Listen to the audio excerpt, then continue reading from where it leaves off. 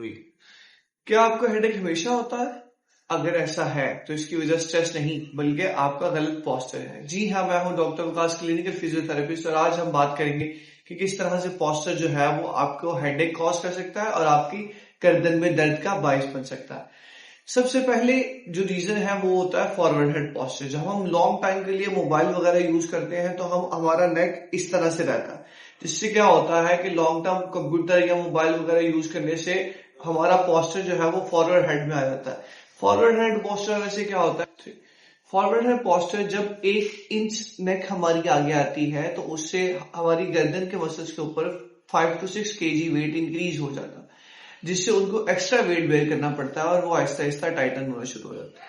जब नेक के muscle Titan होना शुरू होंगे तो आपका blood flow towards your brain decrease हो जाएगा, मसल की टाइटनेस हो जाएगी, नर्व के सिग्नल्स भी जो है वो डैमेज हो जाएंगे, जिसकी वजह से आपका हेडेक जो है वो ज्यादा सिवियर हो सकता है।